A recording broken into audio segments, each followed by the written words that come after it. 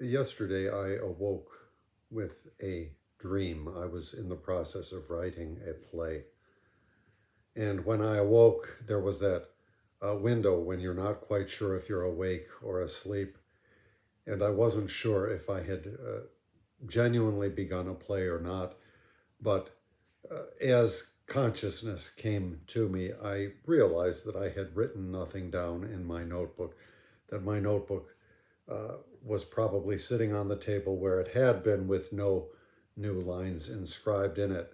That was a source of some relief to me because the way my life is structured, I can't write any kind of a project like that. You need better time to do something like that than I have. However, it does indicate to me that the ground forces might be preparing something, and now all that uh, remains is for some efficient cause to just put put the pieces in place, and I can sit down and do something. This really is a big surprise to me. Um, 9 years ago, I my life does not permit sitting down to a big project. A play is not a really big project, but nevertheless, it is a solid, comprehensive project that you need to devote a bit of time. You need a window of time in order to do that. So 9 years ago, prior to 9 years ago, for a period, I had not really written anything. Books of poems are a different matter because you can write a couple of poems, take some days off, and get back to it. But a play, you really need to be there actively present throughout the whole course of it, just due to the nature of the dramatic structure. So I normally write my plays in two parts, and I chose that because when I looked around at the theater community in Chicago, that was how most plays get presented. There's a part A and a part B, or an act one and an act two. So that has always been my preferred format for a play. And 9 years ago, some window opened up, and I don't remember what it was. It might be that my partner was going on vacation with some friends or something like that, and I thought, okay, there it goes. I've got 8 days or whatever it was. If I just really knuckle down and set my shoulder to the grindstone, I can do a play, and so that was what I determined to do. And the vacation came, and I had the time, and then I wasted the first 4 days or something. I just fucked around, so I never got started. But then I decided, well, I really should do it if I really press hard in the whatever it is 5 days, or maybe I can do something. Well, so I tried, and I got the first act done by the time that my partner came back, and I had hoped maybe I could push through regardless, but it's impossible. When you have an active life, it's really hard to push aside the time that you would need. I'm possibly in former times, it was different for a man who could expect a wife to just cook and clean and take care of certain matters, and he could ignore his whole family, that sort of thing. But that's not the kind of society we have here in the U.S. And besides that, our children, if you will, so to speak, being felines and canines, it's another matter of just trying to ignore them without the benefit of language. I suppose if you had little people, what are cats and dogs but little people? But I'm talking about little human people. You could just say, Daddy's busy, Daddy's working on something real important. But that excuse does not fly. So fortunately, I had brought the play to the midpoint, to the intermission. And so I thought that I would just pick it back up at some other time. I knew that the intermission in the writing of a play was a good stopping point. It always is. I would normally, if I write a play, take some days off anyhow. I don't know that I've ever gone straight from the end of Act One to the start of Act Two. I like to sit with it for a little bit. So I set it aside. And then in the run up to the election of Donald Trump, I saw the way the political um, I don't want to use the word contest again, but I saw the way the political climate was changing, and I knew that this last play that I had done, I had always written a style of comedy that was based somewhat on that of Aristophanes. Now, I based my procedure on other playwrights as well, but for the sort of themes and tone, it was Aristophanic. And I recognized that with the expected forthcoming change, that style of writing, that sort of comedy with contemporary politics involved, was going to no longer be possible to be written. And so I didn't want to be left with half of a play that I could do nothing with. So somehow, before the election, I think I managed to get some little bit of window of time and really worked hard and got the play done. And then Donald Trump was elected. I have my little chapbook about I don't know, presidential considerations or something. I've done videos about that where I discuss what was going on. And I don't know that, I think in there I might have talked a little bit about the playwriting thing, but I knew that with the American public decidedly voting against free speech, even though he lost the majority, still there was a sufficient swell of support for him and for the anti-democratic ideals, that I knew the idea of free speech was done away with. People on the left and the right were showing that they didn't particularly care for the concept or the practice. They cared for the practice when it was in their favor, but not when it worked the other way. What was it? I will defend to the death your right to say it. Well, we don't believe that anymore. So I got the play done, and I knew that I would never be writing plays again unless I invented some new form of play. I not invented a new form of play. I learned a new form for myself because I had figured out comedy, and I had and still have no clue about tragedy. I would have to learn how to do something of that, or maybe some other thing. And it's been a long ambition of mine to write historical plays. I wrote one about the trial of Jomo Kenyatta years ago, and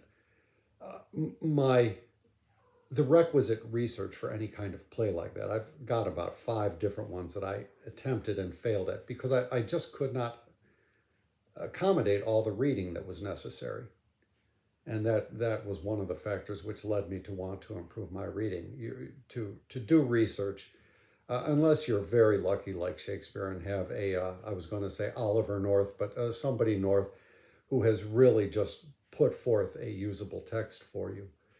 You have to do a ton of reading. You have to read everything about the particular figure or period, and I was not up to it. So I figured that my writing career as far as a playwright was over with, and I rest content with that.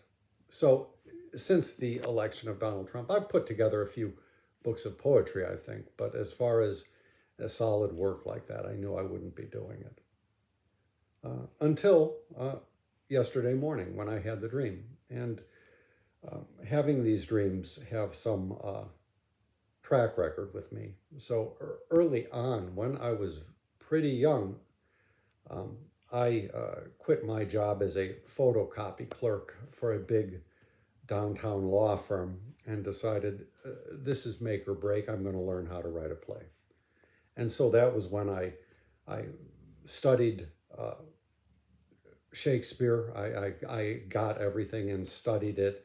I can't remember the right word for using it. I didn't read them sequentially. I read them all together at the same time so that I could look into the structure. So it wasn't like a pleasure reading. And I studied comedy writers as well because I knew somehow instinctively that comedy was going to be the type of writing that I could set my hand to. And so I did that, and then one morning I woke up with a dream, and I can't remember if there was some action before it, but then a figure, almost like a Charlie Chaplin-esque figure, came up and said to me, the funniest day of my life was also the day that I got my teeth kicked in. And I realized that that little nugget explained what comedy is. I mentioned it to my friend Marcia, my mentor, and she said, "Oh, well, of course, because you see, that's you get the sense of supreme decency from that statement. All comedy depends on there being a supremely decent figure or character." And I thought about that, and I don't think she was right. I think to a degree all literary creation or art does. I'm reading the Literary Mind Carving Dragons right now, and he seems to believe sincerity is a requisite, and I do believe that. But I think it just goes back to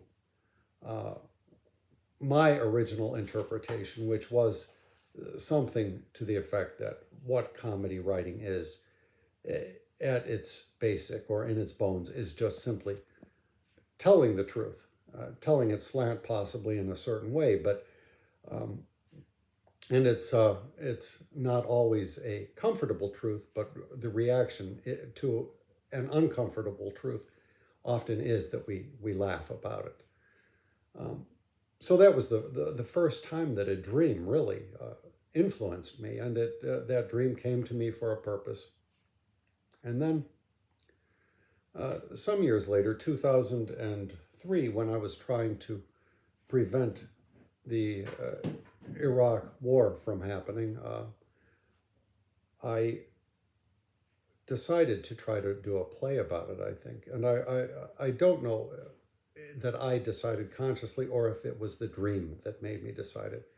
And in my literary Mind Carving Dragons book, he talks about how his great work was started by following a dream in which Confucius, the great sage, appeared to him. And in my dream, it was the actor Sean Penn, who was about the only voice that opposed the impending attack upon Iraq. And I won't go into details. I wrote a thing about it, and I don't remember exactly what happened. My website is down, so you can't find it. But if you went to the Wayback Machine, you might.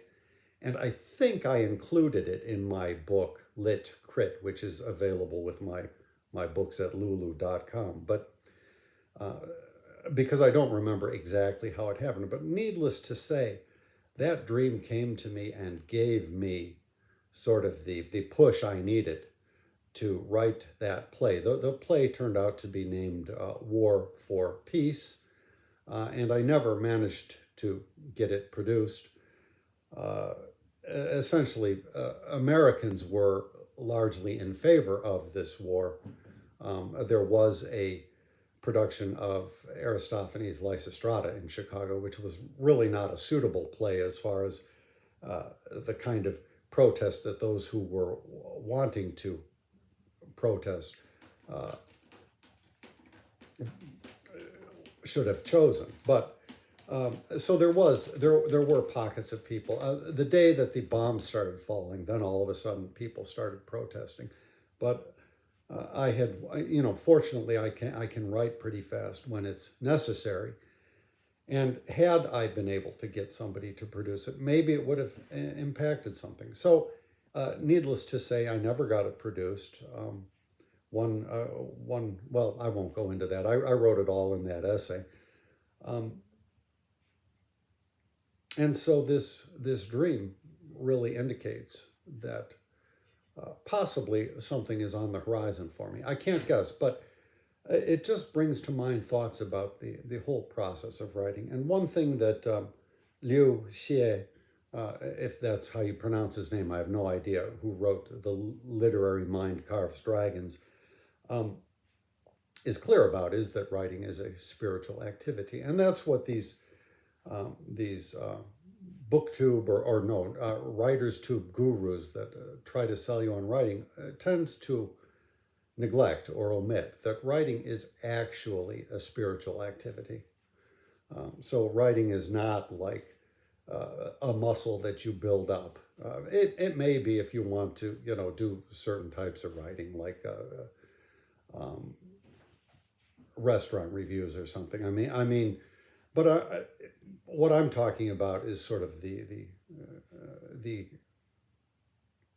creative muse. If you want to get in touch with your creative muse, writing comes down to being a spiritual activity. And this thought is in my mind occasionally. And the reason it's been in my mind is because Matt Wall, who is a former booktuber, has a great video up, and I will link it, talking about the muse. And you don't need to watch his whole video, but go to the 29-minute mark. So at exactly 29 minutes, and then for about 6 minutes, he talks about what it is like having a relationship with the muse. And that is by far more important than anything else in the whole writing process. So for me, in this case, I don't know that anything will come of it. And honestly, to me personally, it doesn't matter at all. I've done with writing. Everything that I've needed to say has been said. But it's a matter of being receptive to the muse, and I've never severed that connection. Matt Wall talks about that a little bit. As you go on across a course of a lifetime, you develop a different kind of relationship with the muse. You trust the muse, and the muse trusts you. So I've never severed that relationship. And so with this dream that I had yesterday, showing me that it's possible a play might be on the horizon, now I have to approach the next phase, which is put myself into a state of receptivity. So I have to make myself receptive now in case something like that happens. So it's not at all a question of me setting a goal or wanting to do it or working out and saying, I'm going to do this. Not that at all. And in fact, at this point, as I say, I really don't care. In a way, it's more of an inconvenience than anything to have to set that time aside to write a play. But my relationship with the muse over all these years has been such that I don't feel like severing it. So regardless, and the muse, I think, will understand if the circumstances of my life just won't permit it, then I don't need to worry about that. But things have a tendency to work out. So that is the state that I am in right now. And we'll see where it goes. So, of course, I couldn't have a video without a cat making an appearance. So I think I will leave that off. I do have a video in which I talk about my, I think at that point it was a 50-year relationship with the muse. It's, I guess, 51 years now or something like that. So I will put a link to that as well. But I'm first going to put a link to the video by Matt Wall and encourage you to go to that 29-minute mark and watch those 6 minutes where he talks about the Muse. Thank you very much for stopping by my channel.